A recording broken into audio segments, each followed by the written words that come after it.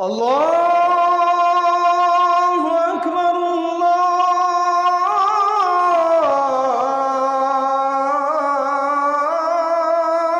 আকবার।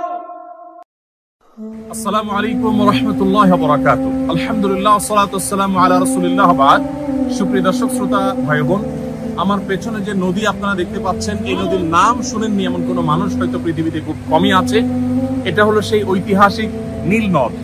যে নীল নদের কথা কোরআনে ইঙ্গিত করা হয়েছে, যে নীল নদের আলোচনা রয়েছে নবী করিম সাল্লাল্লাহু আলাইহি ওয়াসাল্লামের হাদিসে, যেই নীল নদের উপর দাঁড়িয়ে আছে পৃথিবীর অনেকগুলো সভ্যতা, যে নীল নদের উপর ভিত্তি করে নির্মিত হয়েছে মানব ইতিহাসের বহু বড় বড় ঘটনা।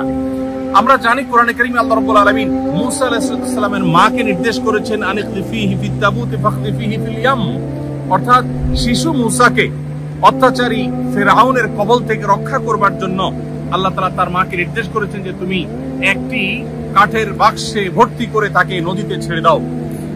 অনেক ইতিহাসবিদ এবং অনেক তাফসীরবিদদের মতে এটা সেই নদী যেটাকে আল ইয়াম বলে কোরআনে বোঝানো হয়েছে। এছাড়া বুখারী এবং মুসলিম একযোগে বর্ণনা করেছে যে নবী সাল্লাল্লাহু আলাইহি সাল্লাম মেরাজে আল্লাহ রাব্বুল আলামিনের অসংখ্য যে কুদরত তিনি প্রত্যক্ষ করেছেন, তার মধ্যে থেকে একটি কুদরত ছিল যে আল্লাহ রাব্বুল আলামিন তাকে চারটি নদী দেখিয়েছেন। যে চারটি নদী নবী করিম সাল্লাল্লাহু আলাইহি সাল্লাম প্রত্যক্ষ করেছেন মেরাজের রাতে, তার দুটি হলো বাতিনি বা অদৃশ্য, যে দুটি নদী প্রবাহিত জান্নাতে, আর দুটি নদী প্রকাশ্যে পৃথিবীতে প্রবাহিত। তার একটি হলো এই নীল, আরেকটি হলো ইরাকের ফুরাত। এবং এই দুটি নদী সম্পর্কে নবী সাল্লাল্লাহু আলাইহি সাল্লাম বলেছেন এই দুটি এবং জান্নাতে প্রবাহমান যে দুটি নদী, এই উভয় বরং চারটি নদীর মূল সূত্র হলো সিদরাতুল মুনতাহার গোড়া। কিভাবে সেখান থেকে এটি প্রসারিত হয়েছে, প্রবাহিত হয়েছে, সেটা একমাত্র আল্লাহ তাআলা ভালো জানেন। এর দুনিয়াতে বা বাহ্যিক যে এর সোর্স বা মূল সূত্র যেখান থেকে এটি শুরু বা প্রবাহিত হয়েছে, আমরা এখানকার স্থানীয়দের বক্তব্য অনুযায়ী সেরকম একটা জায়গায় অবস্থান করছি, যেটা উগান্ডার কাম্পালার ঠিক কাছে অবস্থিত। এখান থেকে এই নীল নদ প্রবাহিত হয়ে এই পানিগুলো চলে গিয়েছে এখান থেকে ৬,৬৫০ কিলোমিটার দূর পর্যন্ত। সুবহানাল্লাহ, আল্লাহ তাআলা একটা সৃষ্টি কত বিশাল হতে পারে, কত বড় হতে পারে, তার জ্বলন্ত একটা সাক্ষী হলো এই নীল নদ। যে নীল নদের এক পাশ থেকে আরেক পাশ অনেক বেশি বড় নয়, কিন্তু এই পানিটা প্রবাহিত হতে হতে উগান্ডার বুক চিরে, সুদানের বুক চিরে, ইথিওপিয়ার বুক চিরে সেই সুদূর মিশর পর্যন্ত চলে গেছে। এবং এই মরুভূমির দেশ মিশর টিকে আছে মূলত এই নদের উপরে, এই নদের পানির উপরে। আল্লাহ রাব্বুল আলামিনের বহু কুদরতের সাক্ষী, বহু ইতিহাসের সাক্ষী, বহু সভ্যতার সাক্ষী, এবং কোরআন এবং সুন্নাহর আলোকে বহু গুরুত্বপূর্ণ তথ্যের সাথে যার সংযোগ রয়েছে, এটা সেই ঐতিহাসিক নীল নদ। আল্লাহ রাব্বুল আলামিন তার এই সমস্ত সৃষ্টি থেকে আমাদেরকে শিক্ষা গ্রহণ করবার তৌফিক দান করেন। একটি তথ্য আমরা জানিয়ে রাখি যে নীল নদকে আমরা যদিও অনেকে জানি, নীল নদকে আমরা অনেকে মনে করি এর পানি নীল, এই জন্য হয়তো নীল নদ বলা হয়। মূলত নীল এটি সেই গ্রিক শব্দ থেকে এসেছে। অনলাইনে সার্চ করলে আমরা অনেকেই দেখতে পাবো।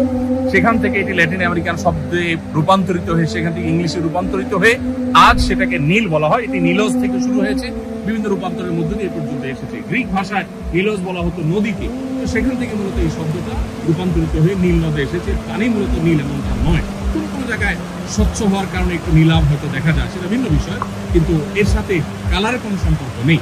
তো আল্লাহ তাআলা অসংখ্য অজস্র কুদরত আল্লাহ তাআলা আমাদেরকে দেখার মতো এই পৃথিবীতে রেখেছেন। তার মধ্যে থেকে একটা এই কুদরত। আমরা যদিও উগান্ডা এসেছি একটি দিনই প্রোগ্রামকে কেন্দ্র করে, আমাদের প্রবাসী বাংলাদেশি ভাইদের উদ্যোগে আয়োজিত একটি দিনই প্রোগ্রাম ছিল, সেখানে আমরা শরীক হয়েছি। সেখানে বাংলাদেশি ভাই বোনদের মিলন মেলায় পরিণত হয়েছে, এবং সেখান থেকে আলহামদুলিল্লাহ আমরা এসেছি এই লেক দেখার জন্য, এই নদী দেখার জন্য।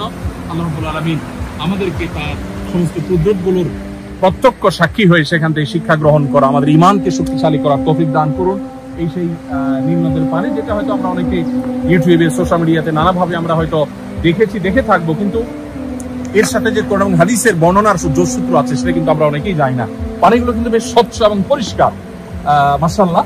এবং অনেক মাছ কিন্তু আমরা দেখতে পেয়েছি এখানে, এবং আমরা এখানে পাশে একটা রেস্টুরেন্টে ইনশাআল্লাহ আজকে দুপুরের খাবার খাবো এই নদীর মাছ ফ্রাই করে। আলহামদুলিল্লাহ এখানে তেলাপিয়া হয়ে থাকে প্রচুর পরিমাণ, এবং পানকড়ি গাছে আমরা দেখতে পাচ্ছি প্রচুর পরিমাণ পানকড়ি তারা এখানে অবস্থান নিয়েছে। এই নদীর পানি থেকে তারা রিজিক আহরণ করে তারা সেখানে সমবেত হয়, আবার এখান থেকে তারা চলে যায়। এটা তাদের মিটিং পয়েন্ট বলতে পারি। তো আল্লাহ তাআলার এই কুদরতের সাক্ষী হতে পেরে সত্যি আমরা অনেক বেশি আনন্দিত, গর্বিত। আল্লাহ রাব্বুল আলামিনের কাছে শুকর আদায় করি। এবং আমাদের সাথে আলহামদুলিল্লাহ টিম মেম্বারদের মধ্যে শেখ আব্দুল্লাহ সাইফুল্লাহ ভাই সহ অন্যান্য ভাই ব্রাদার যারা আছেন, সবাইকে ধন্যবাদ। সবাই মিলে আমরা আল্লাহ তাআলার একটা কুদরতকে প্রত্যক্ষ করলাম, আল্লাহর কুদরতের সাক্ষী হলাম। আল্লাহ রাব্বুল আলামিন নীল দেখার সুযোগ দিয়েছেন, আল্লাহ যেন ফোরাত যেন দেখান। আর তার চাইতে বড় আল্লাহর কাছে আবদার, আল্লাহর কাছে দোয়া এবং দাবি হলো, আল্লাহর কাছে চাওয়া হলো, নবী সাল্লাল্লাহু আলাইহি ওয়াসাল্লাম যে 4টি নদী দেখেছেন মেরাজে, তার একটি তো দেখলাম, আরেকটি হয়তো দেখতে পাবো ইনশাআল্লাহ। আসল যে দুটি জান্নাতে আছে, আল্লাহ যেন সেগুলো আমাদেরকে প্রত্যক্ষ করার তৌফিক দান করেন। জাযাকুমুল্লাহ খাইর।